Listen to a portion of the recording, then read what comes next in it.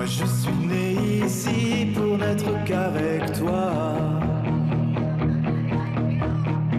Je serai quelqu'un qui sera, tu verras. Nous irions faire la vie, réussir au moins ça. Nous irions faire la nuit, aussi loin que tu pourras. Moi je suis né ici pour n'être qu'avec toi.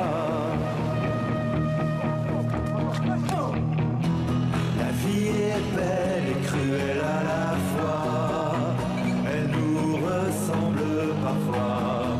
Moi je suis né pour n'être qu'avec toi. Je suis né pour être qu'avec toi. Belle parole, Nicolas, beau, hein. bonsoir. C'est beau, Mohamed. c'est toujours un petit événement lorsqu'ils sortent un album. Le groupe français Indochine est donc de retour avec un 13e opus pop, rock, électro. Je parle sous votre contrôle. Ouais, c'est exactement ça, vous avez raison. Un 13e album qui s'appelle tout simplement 13.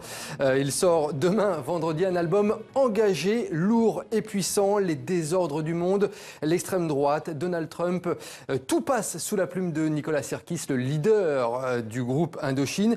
Et puis, on l'a vu, hein, mon coup de cœur, c'est ce titre que l'on a vu donc il y a un instant, La vie est belle, le premier extrait de cet album, titre composé par le groupe français Mickey 3D, avec un clip tout simplement exceptionnel réalisé par la cinéaste italienne Asia Argento. En un peu plus de 5 minutes, hein, la vie est capturée en accéléré, la rencontre du grand amour, le mariage, mais aussi les disputes, l'adultère, la maladie et le décès. C'est du grand Asia Argento.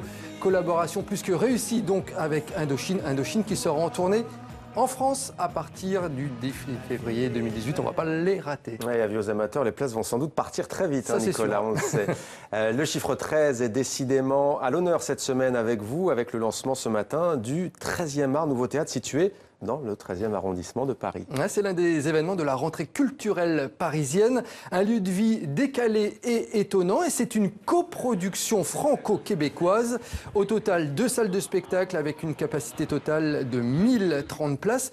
On a assisté au lancement ce matin et en avant-première, eh bien, on vous fait partager les toutes premières images du lieu où l'on pourra voir des spectacles de cirque, des concerts, des seuls en scène, des pièces de théâtre. Pour Didier Perronneau, le directeur du théâtre, l'idée était en fait de créer un pont entre le Québec et la France. Écoutez.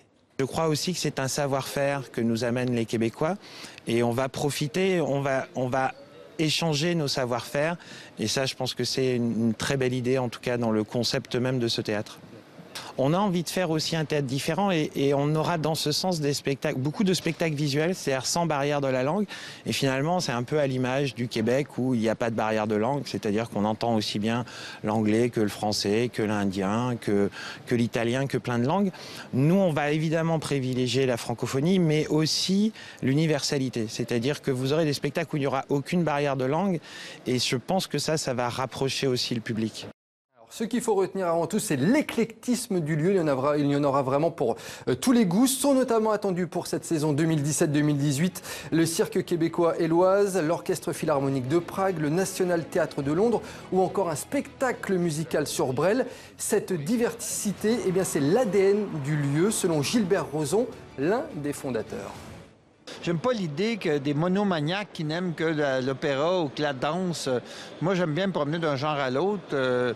J'aime bien me promener du drame à la comédie. J'aime bien me promener des jeux à la télévision, aux fictions. Je ne vois pas pourquoi on s'enfermerait dans aucune chapelle. Et ce théâtre-là ne s'enfermera pas dans aucune chapelle. Il va justement être très éclectique dans ses choix. Mais encore une fois, toujours du niveau intelligent et populaire. Voilà, début des festivités le 26 septembre prochain. Mohamed, combien de temps va durer l'inauguration à votre avis? Allez, 13 jours, le chiffre voilà. 13 encore une Le fois. Le chiffre 13, effectivement. 13 jours d'animation, de cirque, de chansons, d'humour, de musique classique, de danse. Bref, il y en aura vraiment pour tout le monde. Dans le 13e arrondissement, à Paris, place d'Italie, pour être précis. Nicolas, coup d'envoi pour finir de la 42e édition du Festival international du film de Toronto, c'est au Canada. C'est le plus grand du genre en Amérique du Nord. 300 longs et courts métrages provenant de 74 pays au total seront projetés jusqu'au 17 septembre. Le film d'ouverture raconte la rivalité entre les deux champions de tennis Björn Borg et John McEnroe. C'est un film très attendu, on va le surveiller de près ce film. C'est un des des rares festivals à ne décerner aucun palmarès, mais le Festival de Toronto a cette tendance de dénicheur de films et de futurs nommés aux Oscars notamment. Donc on va surveiller de près les différents films. Et on notera cette année, Mohamed, qu'un tiers des longs métrages présentés sont réalisés par des femmes.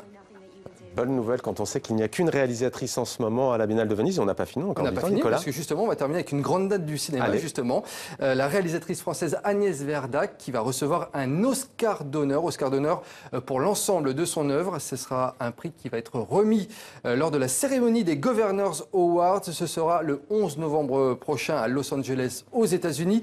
Agnès Verda, actrice engagée, bien entendu, qui a notamment tourné des documentaires sur notre société ou sur le monde politique. Elle avait reçu un César d'honneur déjà, c'était en 2011, et une Palme d'or d'honneur à Cannes en 2015. Et puis pour être vraiment complet, sachez que l'Académie va honorer également à cette occasion l'acteur canadien Donald Sutherland, à qui l'on doit notamment Hunger Games ou encore Braquage à l'italienne. C'était Demandé, le programme toujours aussi riche et toujours aussi complet. Merci à vous, Merci, Nicolas, Mohamed. pour cette chronique culture.